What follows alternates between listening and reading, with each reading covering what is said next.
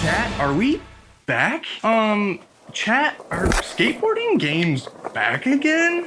Chat, does this Yes. And no, this game is a bit of a mixed bag. This game's a bit of a tossed salad with a bunch of nasty spinach bits in there that have been sitting in the fridge for a little bit too long, little soggy boys. I have a love-hate relationship with this new Tony Hawk 3+4 remake. When this game got announced, I was all oh my god, I was hyped. As soon as I saw the Doom guy was gonna be in this game, I was going berserk, buku crazy balls. But then I read the fine print, and turns out Tony Hawk 3+4 remake is not gonna feature the original Tony Hawk 4 career mode. It bursted my bubble like a little baby boy. I was pissed off. Everyone online was freaking out too. IGN was posting like, no, it's gonna be in the game, and then everyone was like, no, it's not gonna be in the game. Does it make or break the game for me?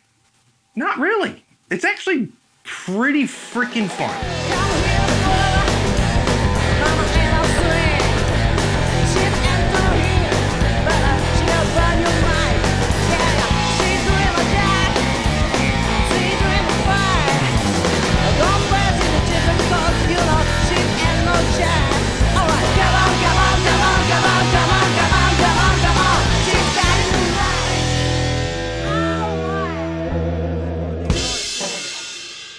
Before I get into Tony Hawk 4, let's talk about the bread and butter, my favorite Tony Hawk game, Tony Hawk Pro Skater 3. This game is so good. Now, back in the day, they used to actually give a damn about maps. They would find connections that interconnect with other things. In the Tony Hawk games, that's very important. When you go from a rail to a ledge to a sidewalk to a freaking power line, it has to make sense. The great part of these remakes, they're all intact, and all of the spine transfers work, all of the combos feel great. Whatever ganj they were smoking in the 1+2 remake, it transferred over. That magic sauce is still here. That game engine is freaking fire, dude. Not only does it play like butter, it looks like heaven.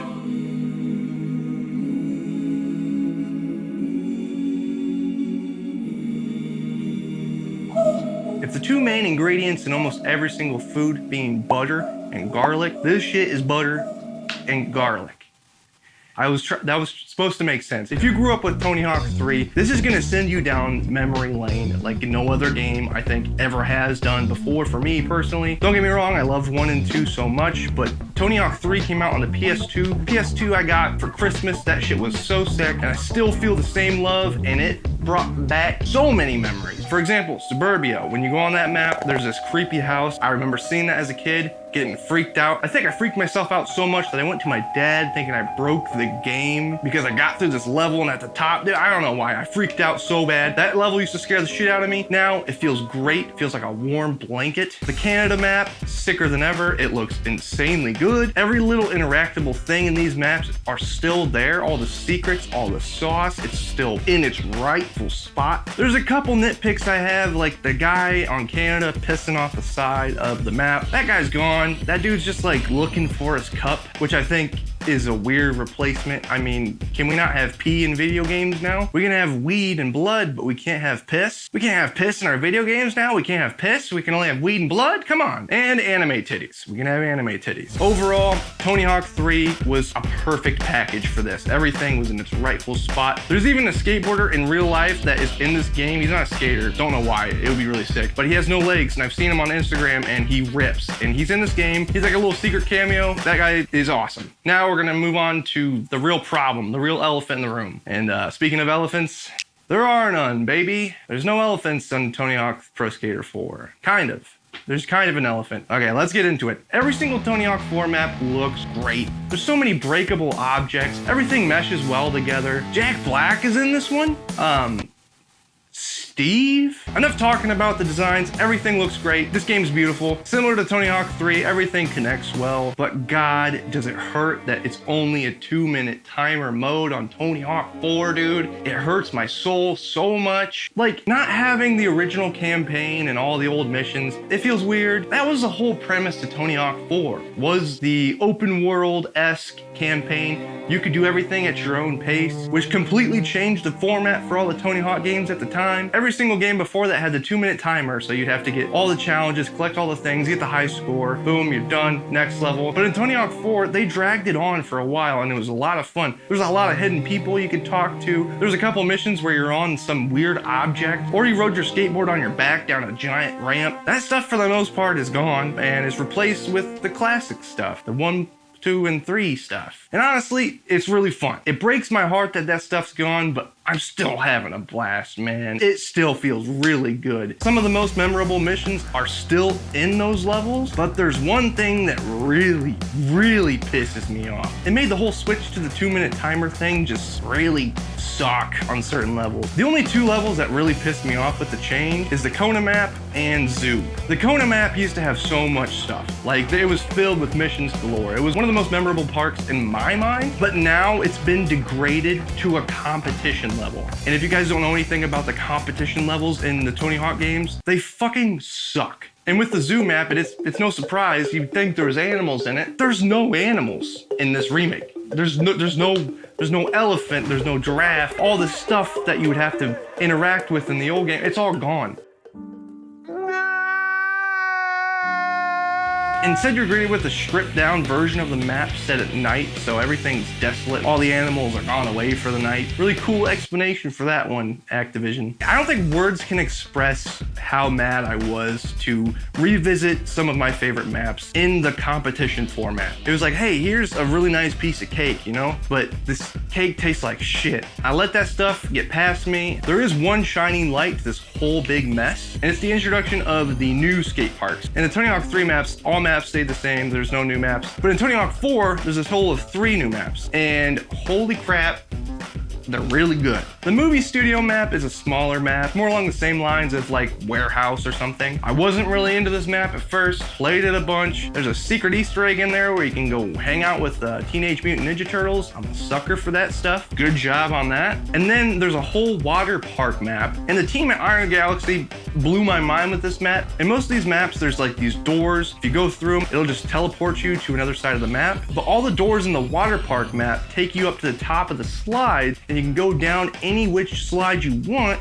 and all the slides are sick as shit. They're so much fun, just grinding them, going in loops, getting some crazy airs. Like, dude, I can't tell you how good this map is. You have to feel it for yourself. And the slides make all the objectives on the map just really fun to go look for. That map is a 10 out of 10. That map feels like old Tony Hawk. They killed that map. And then the last map is a pinball map where Tony Hawk himself is just staring over you. My God, Zilla.